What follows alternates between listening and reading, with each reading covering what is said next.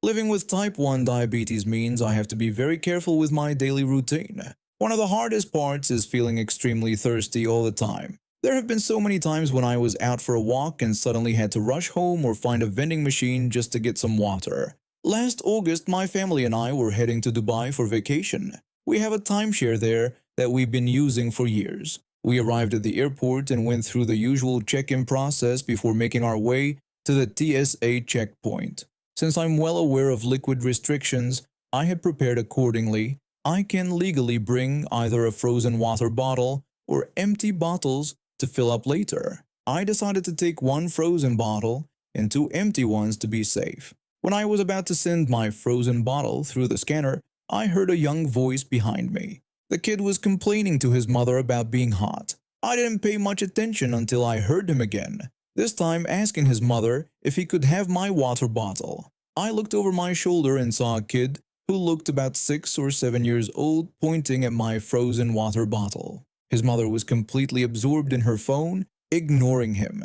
The kid called out to his mother louder this time and she dismissively told him to figure it out himself. Before I could react, the kid walked right up to me and snatched the frozen bottle straight out of my hands. I protested, saying he couldn't take my stuff. The kid rudely responded that finders keepers applied, even though I pointed out that I had brought it from home. I reached out to reclaim my water bottle, but the kid darted back to his mother, who was still engrossed in her phone. He lied to his mother, claiming that I had tried to take his water. That finally got her attention. She looked up with that classic entitled expression I've seen too many times on social media. She pushed past everyone in line and stormed toward me. She scolded me, telling me not to take her son's water. I tried to explain that it was my water bottle and that I had type 1 diabetes, but she cut me off. She shouted that she didn't care what I was and accused me of taking her son's water.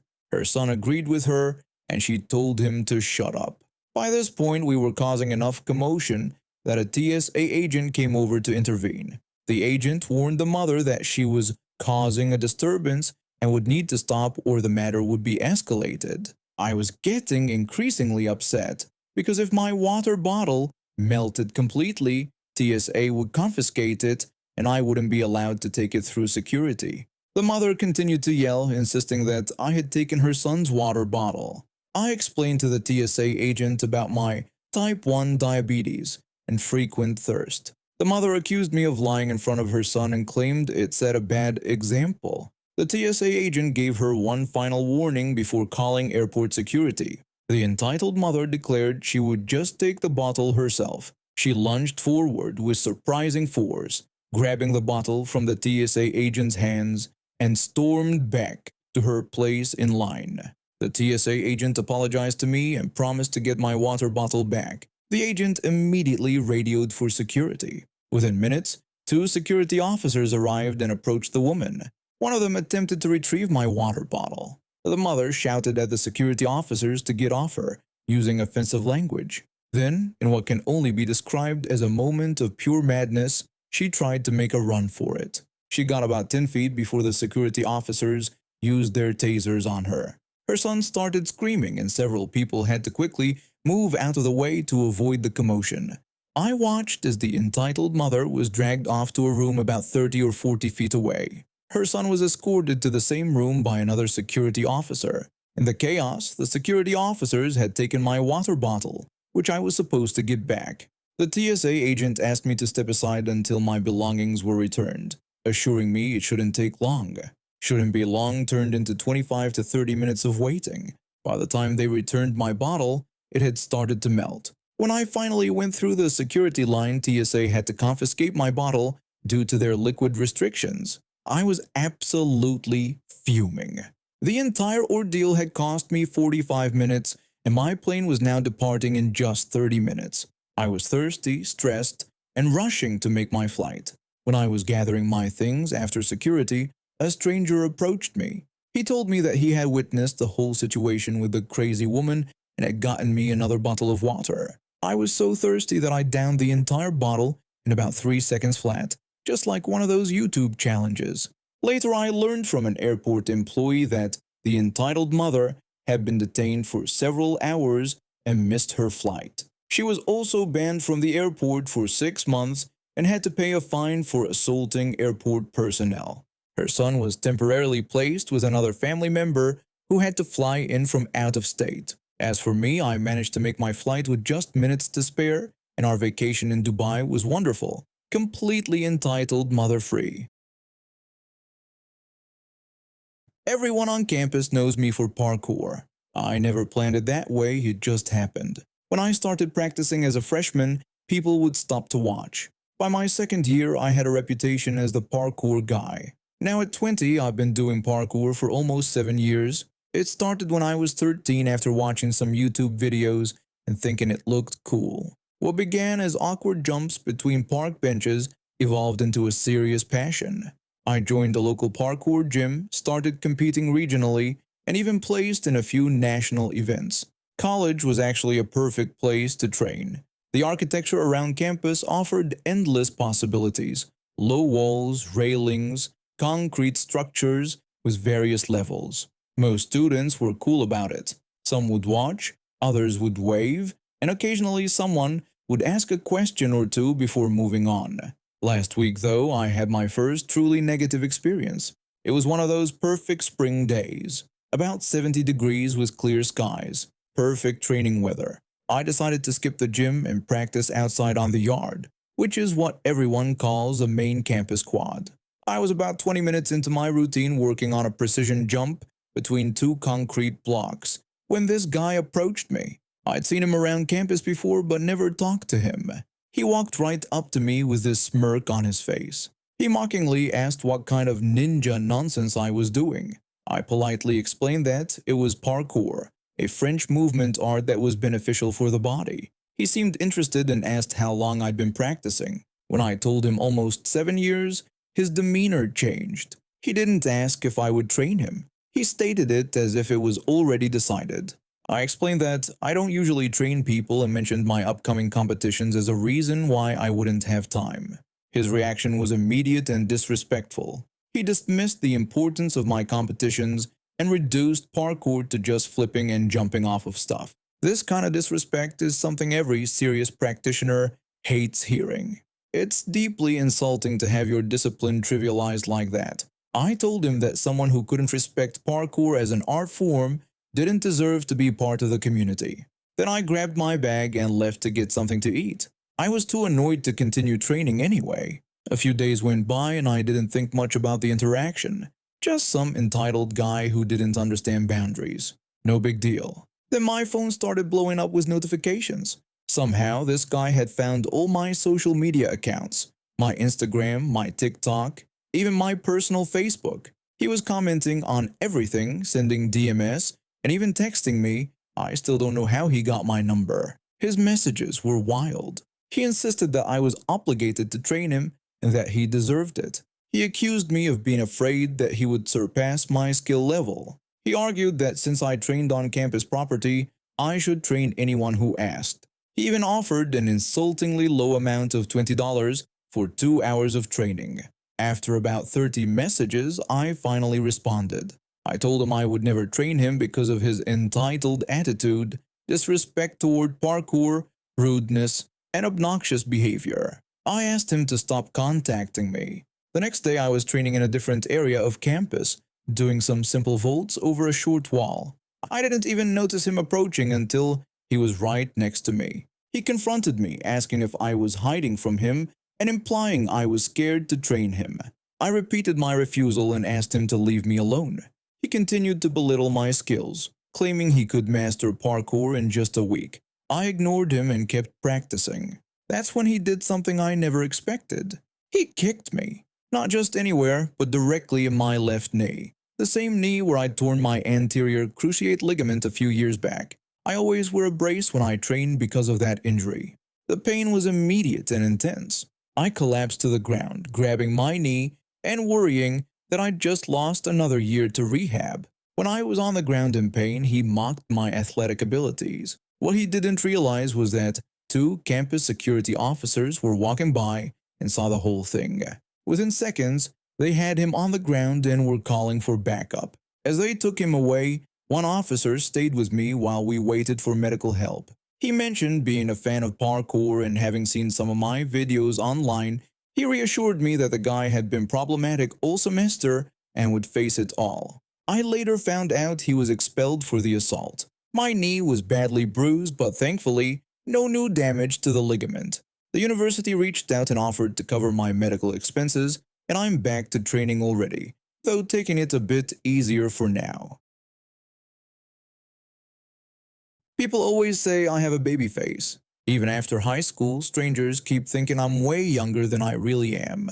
I also get a lot of people asking if we've met before, confusing me with someone else. I guess my face just looks familiar to everyone. I work at a home improvement store as a cashier. The pay is decent and my co-workers are friendly enough. My schedule can be hectic sometimes between work and college classes, but I manage to balance everything pretty well. This one day had been exhausting. I've been on my feet for hours, dealing with impatient customers and scanning countless items. By the time my lunch break rolled around, I realized I'd forgotten to pack anything to eat. Since there was a Walmart nearby, I decided to quickly stop by and grab something before heading back to work. I walked into the store still wearing my full work uniform, a teal shirt that clearly read Home Improvement Store Cashier Appreciation Month across the front, black slacks, black shoes, and a purple cap with the same store logo emblazoned on it. I was also carrying my black one-shoulder work bag, where I keep my work essentials and usually my lunch. After grabbing a sandwich, some chips, and a drink, I paid at the register and was heading toward the exit when a security guard stepped in front of me, blocking my path. The security guard questioned me about whether I had paid for everything in my bag. I responded by holding out my receipt, explaining that I had indeed paid and that he could verify this with the cashier who had just rung me up. He then expressed suspicion about the receipt's authenticity, suggesting it might be fake or from another store. I assured him that I had just finished paying and again suggested he could confirm this with the cashier. The security guard told me that there had been reports of thefts matching my description. I defended myself by explaining that I sometimes shopped there alone but usually came with my family and had never stolen anything. I added that today I was only stopping by to get lunch. His accusations escalated when he claimed I had been in the store the previous night. I was confused and told him I had been home all day yesterday. The situation grew tenser as he threatened to have me banned from the store if I continued to badmouth him. He demanded that I empty my bag and return items he believed I had stolen. I tried to maintain my composure, reiterating my innocence and offering to let him search my bag, explaining that I had just come from work to buy lunch. His patience apparently worn thin, the security guard accused me of repeatedly entering and exiting the store throughout the day with unpaid merchandise. He threatened to call the police and have management permanently ban me from the store. Despite my attempts to reason with him, he radioed for management and another security guard to come detain me. When they arrived, the first security guard immediately told them he had caught the shoplifter they were looking for. I quickly denied this, explaining I was just buying lunch for work and had a receipt to prove it. The manager asked to see my receipt, which I promptly handed over. The first security guard insisted it was fake, while the second security guard began checking the items in my bag against the receipt. After verifying everything, the manager confirmed that all items in my bag matched the receipt and instructed the first security guard to stop preventing me from leaving.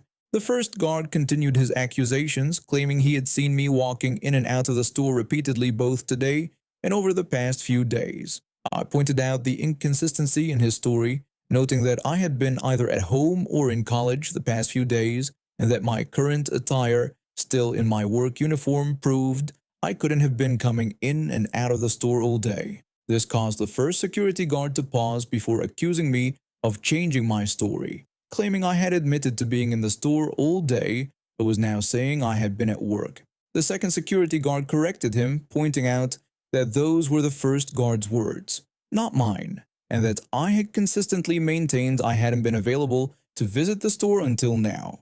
The manager began questioning the first guard about why, if he had witnessed shoplifting all day, he hadn't reported it or intervened earlier. Before the guard could respond, a call came through on the radio about a disturbance at the back of the store. The manager took the first security guard with him to investigate while instructing the second guard to stay with me and hear my side of the story. When I finished explaining everything to the second security guard, I received a text from my father asking why I wasn't home yet. I called him briefly to explain the situation, and he told me he was coming to pick me up. While waiting, I saw the first security guard and the manager return with the actual shoplifter, a high school-age girl with a backpack full of electronics and other items, dressed in loose clothes and tan pants with a pink cap. Police cars arrived, presumably called when they caught her.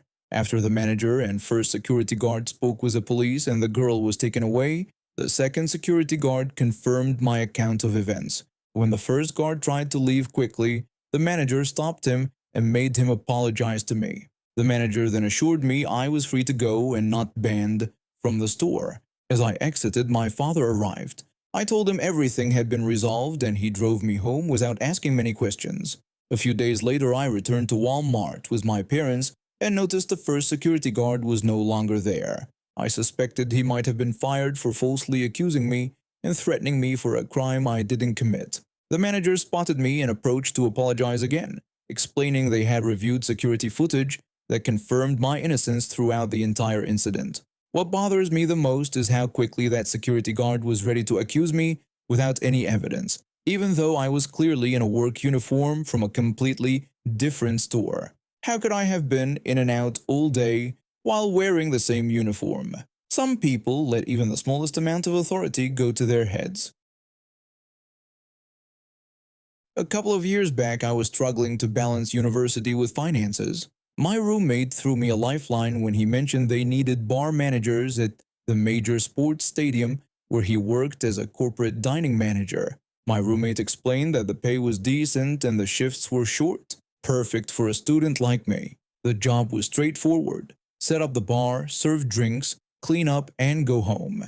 The bar was in a members-only section where people paid over $800 a year for privileges like shorter lines and real glassware. Most of my staff were international university students, particularly from India. There was one constant colleague I'll call assistant manager, who was essential to our operation. Since my roommate had hooked me up with this job, I was always happy to train newcomers who had never worked in a bar setting before.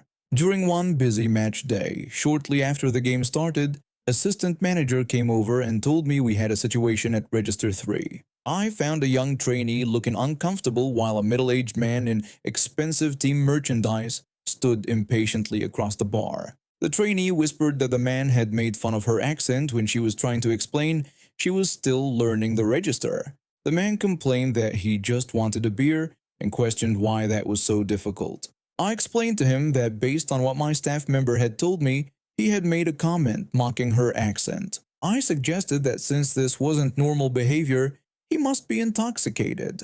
I told him I wouldn't serve him any more alcohol that night, though his friends could still buy one drink at a time. His face turned red instantly. He protested that this was ridiculous and asked if I knew how much he paid for his membership. He demanded to speak with my manager. After some back and forth, I asked assistant manager to find the corporate dining manager. The entitled member and his friends stood waiting, missing the game. Finally, my roommate arrived in his professional attire. After hearing both sides, my roommate supported my decision. He told the man that he had made inappropriate comments, and since he and his friends were still arguing, none of them would be served at the bar for the rest of the night. He warned that further issues would result in security escorting them out. The entitled member looked stunned. His friends started grumbling at him. After a moment, he asked where the nearest place was they could get beers.